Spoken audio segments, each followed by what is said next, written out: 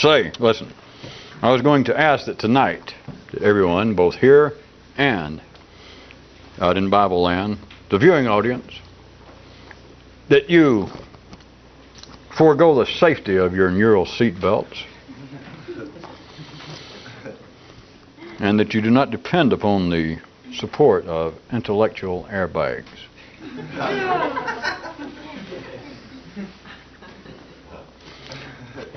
In the non-mental, primary animal world, this is always the case, that might makes right, and that's that. The matter of being a diner or being a dinner. That's just it. But what, in a subversive way, might be noted, pertinent, related to that, to man's secondary, to the mortally intellectual world, of thought, theories, beliefs, opinions, all the things that make man unique. Is there anything not just in some way symbolically or metaphorically related? No. For those of you who have been here and been watching, tonight is sort of one small punchline to several weeks of trickery and deceit. That is the ordinary shows that we've been putting together. Is there anything pertinent related to the indisputable, plain, unemotional, non-moral fact that in the primary world on this planet, that might makes right? That's it. It's eat or be it. Is there anything, not just symbolically, but is there anything operationally pertinent in this world, the one as far as we're concerned for these discussions, that on this planet, it's only here, it's man's uniqueness, the neural world, the secondary world of thoughts, ideas, beliefs, opinions.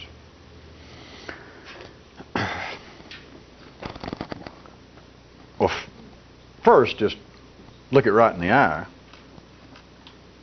and from any reasonable, ordinary view, it would seem that the real power, the real utility, the usefulness of the human intellect would seem to be in the mind's ability to ferret out the truth, to ultimately be able to divide, distinguish truth from error. And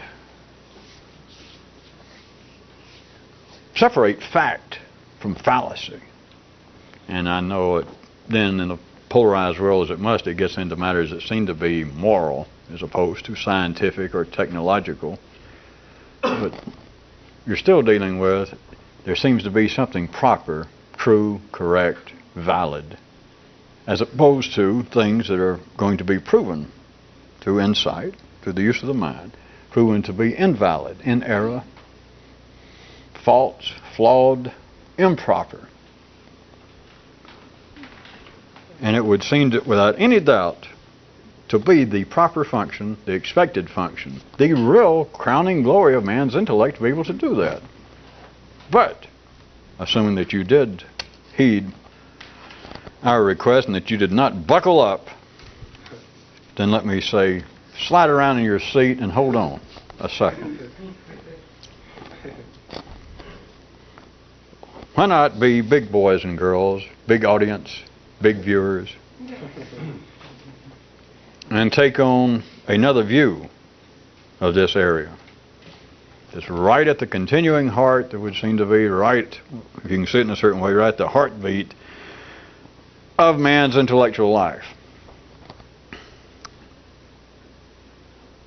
Not naysaying what we've already pointed out that would seem to be the proper, ordinary, reasonable view of man's intellect and its functions of being able to distinguish, to properly divide the true from the false, and etc.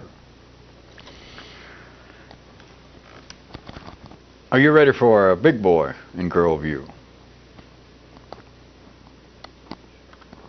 Could you see that in the singular and necessary world of the intellect, that it is not a matter of any particular idea or fact being true, being correct or otherwise. New. At any given juncture in the 3D world, it's a matter of this. It is whether a particular idea or thought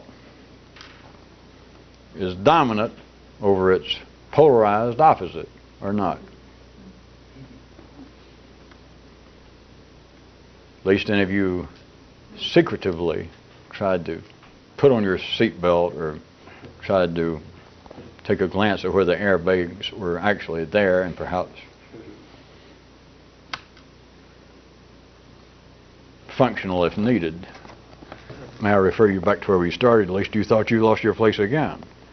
That in the primary non-verbal, non-mental world, as we know it, as man knows it, might makes right. That's it. There is no morality. There's nothing. It is the necessary food chain at the basic level of which we are, in part, dependent. That you are either eating or you're being ate. That you are either might, in humans' case now, part of the might, by and large, is here, but in such a way that you can overcome what appears to be not just your physical adversaries, but those who are in competition for space, the foodstuffs, and all things necessary to live on this planet. Might makes right, and that's it, at the non-mental level. But do you see that beyond all any descriptions, and I'd surely covered them if you were listening, all the way from assuming, as they should correctly, that there are facts, there are ideas, there are theories, there are opinions, there are beliefs, that anything you can think of will fit in there now. That part of the intellect's job is out of this great well of possibilities is to continually be able to refine, to abstract, then to extract, to establish, to understand, to pinpoint, to identify, to name, out of this great pool of ideas, thoughts, theories, beliefs, blah, blah, blah, those that are correct, those that work, those that are functional, those that are beneficial, those that are truthful, as opposed to those that are not, those that are dysfunctional, those that are costly, those that are simply in error. There would be no doubt from any ordinary view that that is a, my God, a jam description of the intellect's job and its glory. Except, I got to tell you, that's yesterday's news. The whole idea of some fact, still using, as we have here, fact in a particular way, not that it's correct or incorrect, but the operations of man's secondary world, the thinking, that any idea, any thought, rather than it being, as it seems to, apparently, operationally have to be at the ordinary level, instead of any particular idea that you come up with, being true, no matter what the procedure through which you apparently must run it, whether it be in a laboratory, whether it be in your own mind, whether it be common sense, whether it seems to be institutional over a long period of time that other people seem to run it through their international harvester up here, and they separate the wheat from Dr. Kellogg, from the chaff. Too obscure, never mind. He didn't fall into a combine. He wanted to, those of you who remember any of your histories, but he kept thinking that a combine had something to do with having more women at once living in his house. I mean, the guy was good with cereal, but words, I don't know. He was not. Where were we? Somewhere in Michigan? No, yeah. No. Rather than it being as it would, remember, that's not incorrect at the ordinary level. Because at the ordinary level, you cannot in any way start trying to fool around or to argue.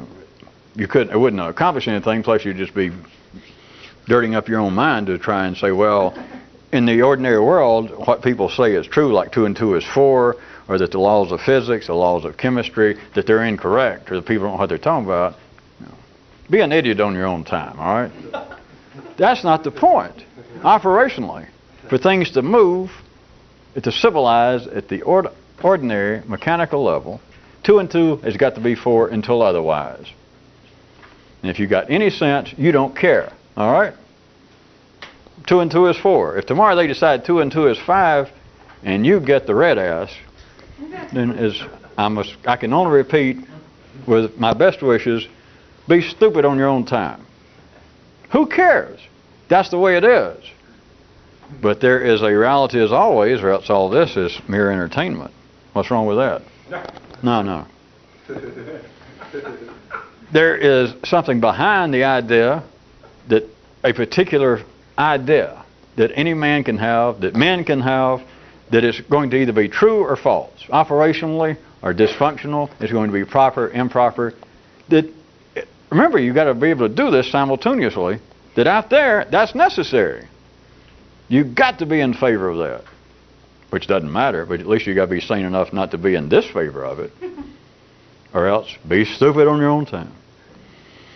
Things have got to be to where 2 and 2 is 4 and not otherwise.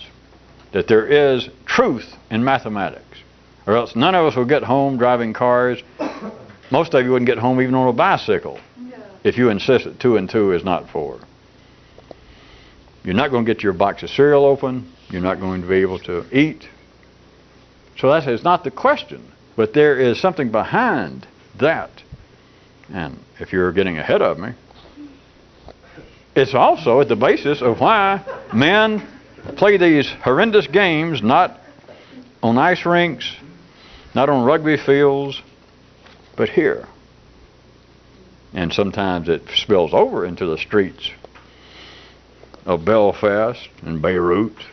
But it's here that men are struggling over not just land, not food, that is not any longer by any means limited to the level wherein might makes right on the basis of I got to have your food, I got to have your land.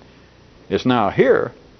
And the question of whether this particular theory, this belief, this system of beliefs is correct, the proper one or not, is now the prime fuel that drives those necessary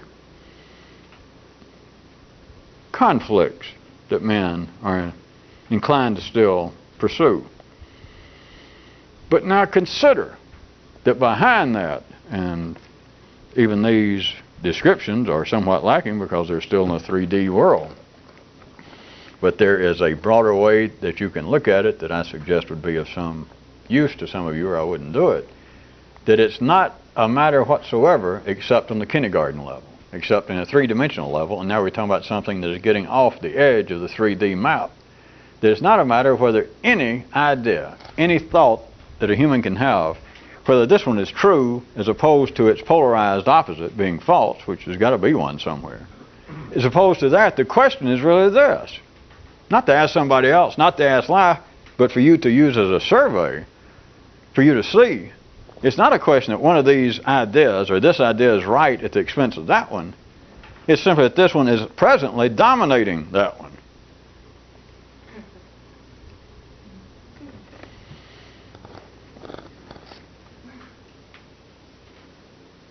Why should we have hope for the best? It's nice having an imaginary friend to ask questions to, but because unless you're really being extremely stupid on your own time, at least he will not give you an impertinent answer. Watch it. Well, look, what I just tried to put into words, that is the beginning, that is the end, that's the middle, and that's also next week's episode of the whole question about truth and error, true and false. And I will again assume that most of you are past the point of worrying about this being an attack or any other aspect of the so-called battle of morality and religion and etc. Because I'm just having to include ideas of right and wrong into the whole mix of the division of things either being true or not true, which being right and wrong is just a variation of that, and you should be able to see that by now. But the question of it coming down to whether one idea, one belief, one opinion is dominating the other one, that is the beginning and the end of all questions about what is right and what is wrong. And if you can use it as a new hole through which to look, it's also the answer to all conflict. The answer to conflict, if it's still going on at a primary level, you shouldn't need an answer, or you've been stupid on your own time too long. That one guy will punch another one in the nose because the guy stepped on his foot, or because the guy reached over and grabbed the burger out of his hand at the ball game. Not that. But into the area that seems to perplex men, the area that seems to be so confounding, the more intellectual, the more sophisticated and civilized you are, is looking back over history, looking back on your own life, looking at contemporary events, is why in the world are people so idiotic? Why are people over here so misled? Why is this person so in error? How could somebody believe something that is so patently, so egregiously incorrect? How can they do that? How can they do that? How can they do that? How can not someone see the validity of this idea? How cannot this one person, it may be of some consequence to me personally, how come this person cannot see that the whole world believes so-and-so?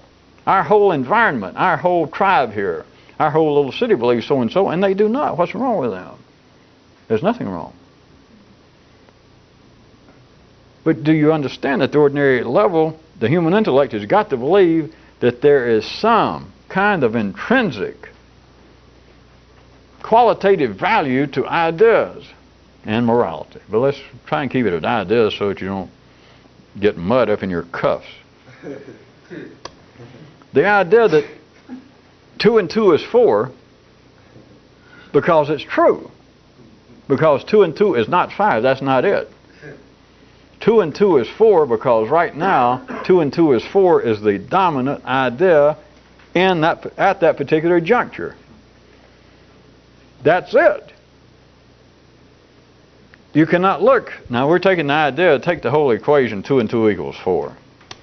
That should be irritating enough to some people's intellect, like dealing with something that sounds, well, that's something that seems to be a little more human. But 2 and 2 is 4, take that as an idea, a belief, an opinion. But of course now it's accepted as a fact. But at least it's an idea. A human thought about it. They did not somewhere find, scratched on a rock, that 2 and 2 is 4. It was an idea. It came from man's secondary world. It is not out there. Men were not sometime out trying to hunt down warthogs and rhinoceri back in the early days and suddenly came upon this new creature, 2 and 2 is 4. They did not have to fight it down. It did not chase them. They invented it. It is an idea. But now, as it should be, until they change their mind. If they change their mind, who cares? But now, as it should be, 2 and 2 is a fact. 2 and 2 is 4. That idea is true. You all know that. Anything else, it's polarized opposite. In this case, you've got a wide spectrum of opposites. You take that, 2 and 2 is 4, and you extract it from this 3D reality, and everything else is its polarized opposite. In other words, 2 and 2 is 5, or 2 and 2 is not 4, is its opposite, and 2 and 2 is not 4 is incorrect. Everyone knows that. You should be satisfied until they change the rule. If they change it tomorrow, go take my advice. Go along with it. Don't say a word. It doesn't mean squat, as that guy said in the Cairo tonight. But right now, 2 and 2 is 4. And if you talk to anybody at any reasonable level and you tried to assure them beforehand that you are not being mystical, you're not trying to be some kind of New Age, transcendental, metaphorical P.T. Barnum of the intellect, if you could, and they went, okay, I got you. And you said, look, 2 and 2 is 4, you would say has some intrinsic reality, some validity. And we don't have to just make hand gestures and like we're talking to somebody out there. Check yourself. The only reasonable answer to anyone who would be reasonable enough to have faith and begins to and even know about the fact that 2 and 2 is 4 would say, yes, it does have some kind of intrinsic value. If by that you mean, could it be otherwise? Is 2 and 2 4 only south of the Mason-Dixon line? Is 2 and 2 equals 4 only true in the northern hemisphere? Is it only true in the industrialized world? No, no, no. 2 and 2 is 4 is an idea that has what else shall we call it? I'm speaking for ordinary intelligence. It has some intrinsic validity. I mean, you got to face it. It does. Especially if you're going to be dramatic enough, make facial and go, it does. Then you go, oh, it does, so what? It doesn't. That's not, it does. But if you're going to stop there, you're not going to go anywhere. You're just going to stop there. Everybody off the bus. Beyond that is this, that it's not a qualitative judgment. It is not that 2 and 2 is 4 is correct. At the ordinary level, one more time, it is correct. Now you say it's correct, hell with it, it's correct. It's not correct. It's dominant. I'm not playing with words. Sort of, because I can't do otherwise. I can't play with the rest of it because you can't pull it down into 3D. So I'm doing it with words. It's not that 2 and 2 equals 4 is a true idea. It's a dominant idea compared to what? All the ideas in that same juncture where 2 and 2 equals 4. Everything that's wrong is simply submissive. 2 and 2 is 4 is the king. 2 and 2 is not 4. All the other possibilities, that's the people. 2 and 2 is 4 is dancing forward. 2 and 2 is not 4, and all of its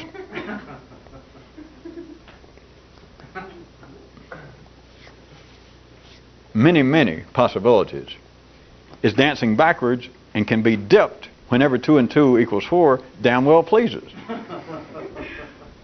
But it is not that 2 and 2 equals 4 has any intrinsic value. It is not. Thou shalt not kill. Thou shalt not lie. Do not treat your fellow man as you would not be treated. You know, get away from 2 and 2 is 4. And do not write me. Don't even write yourself. You're wasting your time. You may have to keep doing these caveats and then even wonder, do you really pronounce it caveat in this hemisphere or not? It's got nothing to do, who wants to live next to somebody that's going to murder you? Who wants to live next to somebody, who wants to live with somebody that's going to lie to you, especially if they're keeping the books of your business? You know, I know all that. We're all in favor of morality. We're all in favor that 2 and 2 is 4, if it still is out there in the street. We're all in favor of that. We're all in favor of goodness and everything. Okay. It is not, see, and this is what I'm trying to get you to see. Because it's not that thou shalt not kill is in some way a bad idea. It's not that it's not a good idea. If they're saying out there on the street that thou should not kill your neighbor, you know, not for good reason, then that's as valid as 2 and 2 equals 4. But notice, whereas people do not normally engage in lethal disputes over mathematics, people have been killing one another, might makes right, over ideas about, well, wait a minute, you're saying that you should treat your neighbors yourself or you should not kill, but you're saying you should not kill only people of your tribe or only people of your religion or only people of your height. And you're saying it's all right to kill other people. In other words, they get into areas that would seem to be uniquely human, that would seem to be open to some dispute. Right? As people still wonder, the more civilized you are, the more educated you are, etc., the more people are inclined to stand around and say, oh, may I have some white wine instead of a beer? And then discuss amongst themselves, how long, I'm quoting now, how long must we as a race of people on this planet put up with this kind of unthinkable, unconscionable aggression one to another over ideas, over religion? And of course that gets into, as you've pointed out so often and well, it gets into people saying now and thousands of years ago, we'll do away with religion. We should do away with national boundaries. We should do away with private property. We should do away with all the things that cause men to kill one another. Of course, people that say that don't know squat, or else they wouldn't be drinking white wine. It's not those things causing people to fight. But they keep thinking, well, there's some reason. And of course, they can't find the reason. That's why I'm trying to get you to see. Because the places they're looking for a reason, there is no reason. That's why it seems so unreasonable. That's why they've had 6,000 years to go, well, wait a minute. Why do we keep fighting over, you know, you're saying God loves you, and your team gets down there and prays that you're going to win today's game and today's battle. And I just realized, we all run over here and we get in our dugout, back in the locker room, and we all pray and we fall on our knees that we come out and kill you or that we win the game. Now, wait a minute. Something's wrong here because I'm not an idiot. I hadn't been taking stupid pills. I'm civilized, and so should you. And people go, that is weird, but let's fight. Because there's nothing else to do. And then later, whoever's left, they try to write a history about it, or they become philosophers, and they keep thinking, how come we can't make reason out of this? How come we can't become more reasonable? Because from their view, the kind of descriptions that are operational in a 3D world, that are always polarized, the same way as energy is, the same way as sound waves are, vis-a-vis the receptor that hears the sound waves, the whole basis of reason is unreasonable. I didn't get you. Back real simple. What seems to be irony, sarcasm, and all that stuff, which is not, is every now and then, it doesn't take a brain, hardly at all, for a guy to stand up and say, wait a minute. You think you're worried about politics and the conflict over in Lebanon or in India and between different religions. Wait a minute. I'll show you. I'm speaking for an ordinary person now. Some ordinary city critic. He'll say, I'll tell you what. I'll show you humanity. I'll show you the basis of what's still going on. We're talking about the United States of America, 1991, the most civilized, decent country in the world, or else Great Britain. Take your choice. I want you come down and watch. Football game, basketball game. They got kids. They got high school kids, and they're getting over there, and they're falling on their knees, and the coach is saying, oh, God, help us go out there. And this team is praying to God to help them win a friggin' football game. Now, I mean, that's dumb enough, is it not? But now look over here. It's the same community. It's a little high school down the street, 10 miles away. They're over there, and their coach, their principal's standing there. They may even drug in some minister that comes over there, and he's like the team's official minister, the brother of the local chiropractor or some crap. And this critic says, and look, same community, same group of people, and they're over there, they're friends, and they're over there, look at them, down there with their hands in the, and they're praying, oh God. And this critic says, don't worry about Christians and Jews fighting over there in the Middle East, or Protestants and Catholics fighting in Ireland. Forget that crap. There it is. There's insanity. How can you reason? How can we call ourselves human? See, they missed it. It's not that any one of the theories, it's not any one of the ideas about religion, politics, it's not that any of them are correct or true. It's not that they're more true. It's not that they're more correct. It's that one of them, as it has to be, you got to understand this. Engines would not run. Rain would not fall. Evaporation would not take place unless one of the participants was dominating. The great old idea skewed again of some kind of noble savage and, Rousseau, the painter that is. Well, hell, the Bible too, I guess. About someday the lambs will lay down next to the tigers. If that happens, the tigers and the lambs are going to starve to death. Might makes right. And if that sounds too strong, might makes things operate. We all love little lambs. We all love tigers from afar. But they got to eat. You got to eat. So the whole idea of might makes right has nothing to do with politics, has nothing to do with how strong you are. It has to do with energy moving. And for energy to move, it's got to consume something. It's got to transform energy. It's got to transfer energy. At the primary level, at the non-mental level, it happens in the so-called food chain. With humans, it happens in what we could call the intellectual food chain. And it happens not because it's good for a lion to eat a lamb.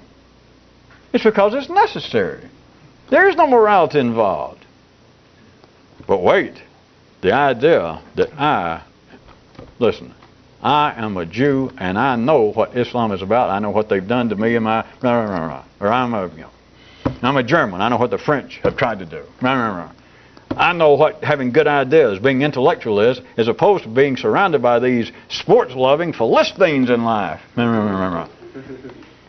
Now it seems to be a whole different area. That we're not talking about, lions eating lambs. Hell, that's easy. No, we're talking about now. We're talking about men. We're talking about men now, not some dumb creatures, not just somebody that doesn't have the sophistication or the morality much higher than a tiger, or we'll assume we're not talking about, we're talking about real men and women, like us. Now we're talking about something else. We're talking about now, there is somewhere. Don't give me this crap about some kind of situational morality and ethics. There has to be something that is true and proper in the behavior and the thoughts of man, or else we're all done for. All right. Back at the ordinary level, they are right-o. Oh, yes, I'm telling you. Be in support. If somebody asks your opinion, wave a flag, yes. Keep that parade going. But if you're going to understand what's going on, you've got to see that there is no more morality, there is no more intrinsic value, quantitative value, qualitative value to any idea, any theory, any belief, any opinion of any stripe, scientific to social, to religious. It's not a matter that one is correct while the other one is not. See, that's as far as the best minds on this planet have ever stopped. As far as they can go is go, well, that's true. By God, that's true. But then what do? Then they have to take whatever area they're talking about, like religion. The person says, I have studied religion. I majored in comparative religion. And I see value on both sides. I can see this side and I can see that side. And I can compare the two. But I'm going to tell you, after years of studying this, a lifetime, I'm not anti any religion. I'm simply not religious myself. And they could be talking about politics. They could be talking about, if they were really good, which they're not, they could be talking about the thought patterns of man. But there has to be something that seems to be substantial out there. So they'll be talking about religion. And you could have this as far as the human intellect has ever been able to go. They could say, well, wait a minute. I'm speaking for one guy here and there, and this is not that unusual. As a guy says, I am not in favor of any religion. I have no axe to grind. I have studied religions. It just so happened I grew up in the right environment. I had no particular prejudice one way or the other, so I have been able to study them. I have studied history.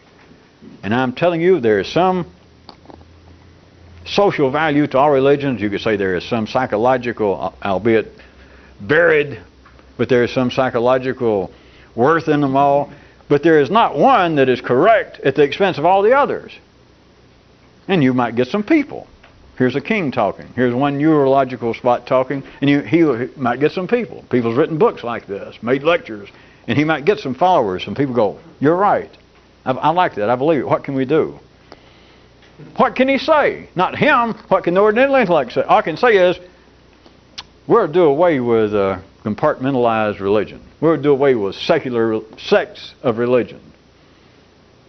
Or we ought to do away, if he was talking about politics, we're to do away with politics. We should have a one world government, a one world religion. And of course, that doesn't go anywhere if you hadn't noticed.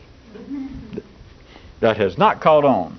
It'll catch on at the same time that they can dig up Henri Rousseau and that the lions lay down with the lambs. And then the lions, the lambs, and Rousseau will all die all over again. We'll all be done for. So it's not going to happen. But notice what I'm trying to get you to see is we're right up to the edge of intellectual reality. At the absolute edge of it.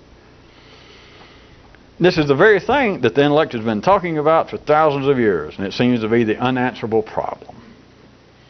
And they usually throw it, as always, usually, back to poor religion. As you take care of this, you answer this, and they go, I don't know. Because science will go, wait a minute, that ain't our problem. We say that 2 and 2 is 4. We say that certain elements mixed with certain elements always produce in a mathematical way this other. But we don't hear about morality. It is always a question about what is true when it gets into the singular world, apparently, of man. And it's here. Because even mathematics, remember, even science, even chemistry. I know the elements are out there, but chemistry is not out there. Chemistry is invented. Man didn't invent iron ore.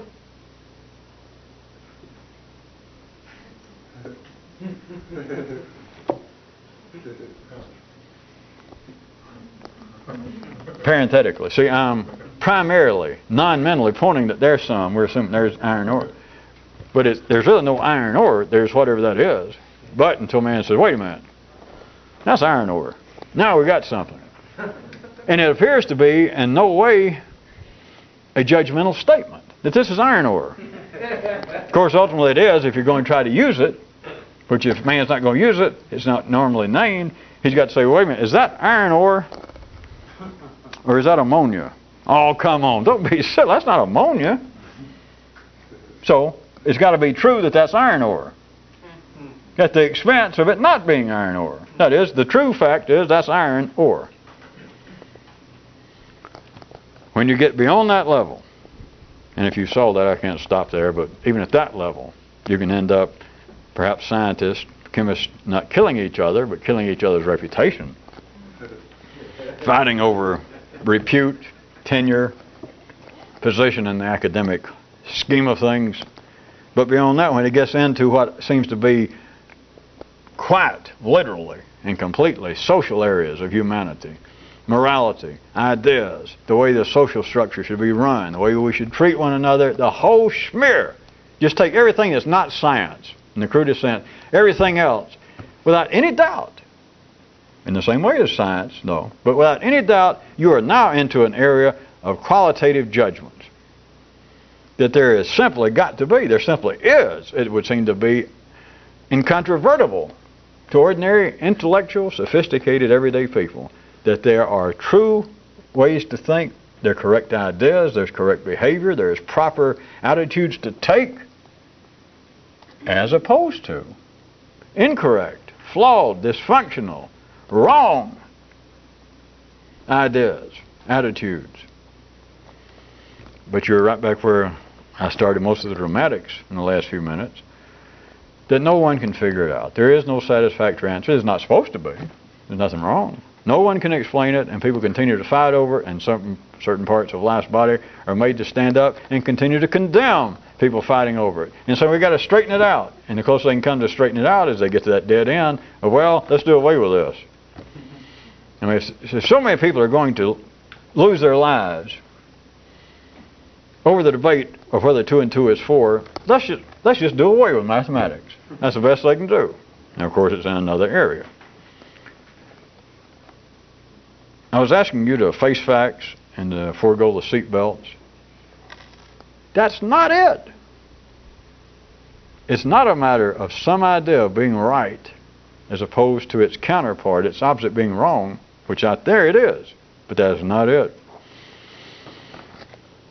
It's simply a question of whether any particular thought, any idea is dominant, and that's normally referred to, not as dominant, but is normally referred to as being a true, a correct idea, or whether an idea is being ad hoc at that time, at that juncture, is whether this idea, belief, opinion is being submissive, which is normally referred to not as submissive, not hardly.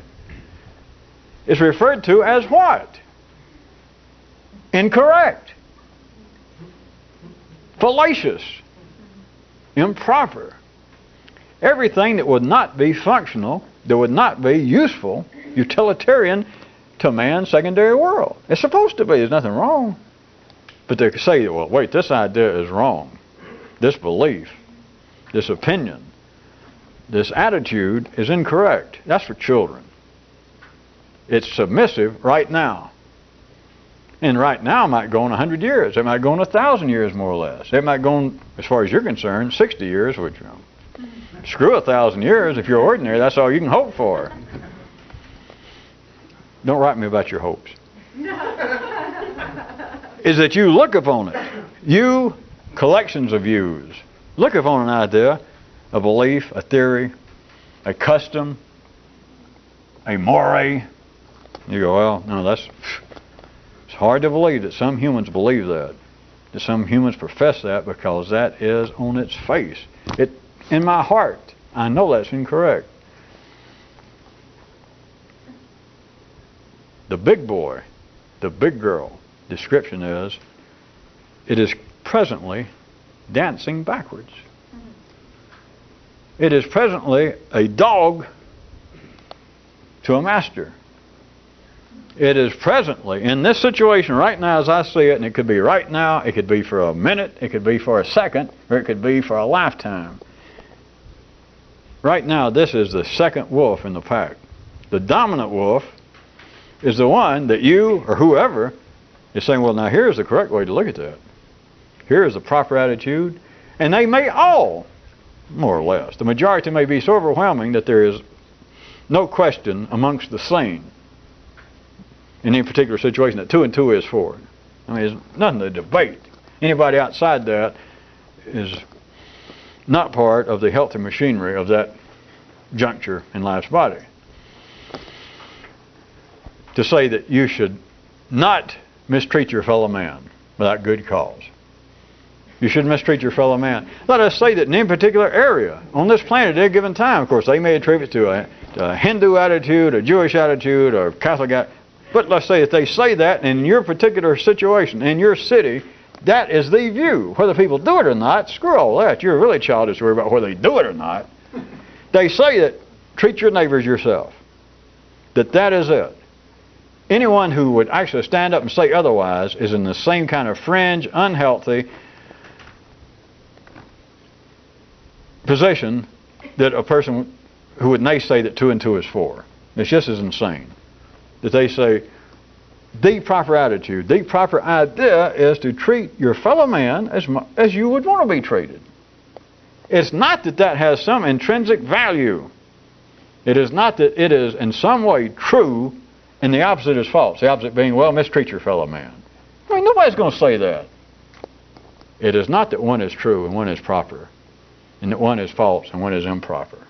It's this: to make any situation operate in a 3D environment by polarized energy, and if it was a 4D environment, we'd be talking about a triaxial energy. Don't ask me how the language would sound. Little humor. It is not that one is right or one is wrong. It is that, as it has to be, for energy to operate, for polarized energy, for AC current to run down the line, but for energy to operate, polarized energy, wherein something has got to be true or false, proper or improper, under 3D conditions, at any particular moment, you can't escape it. Anytime you look at it, if it is functional, if you think it's functional, it's functional. Because you thought about it. We're talking about the world of thought now. If you look at it, one idea, because there are always two ideas, you just don't think about it. But there are always two ideas. There are always two views of anything you view. The correct view and the incorrect view. Anything you look at, what seems to be either the correct or the proper view, all you're seeing is at that moment, for the ad hocness of the moment, one of those ideas is dancing forward. One is dominant, one is the head wolf, and one is rolling on its back. That's it. That is the beginning, that is the end. Oh yeah, and that's all. That is all the bloody middle of it. That's it. Fade to black. Oh, all right, let's don't be so drastic. Fade to gray.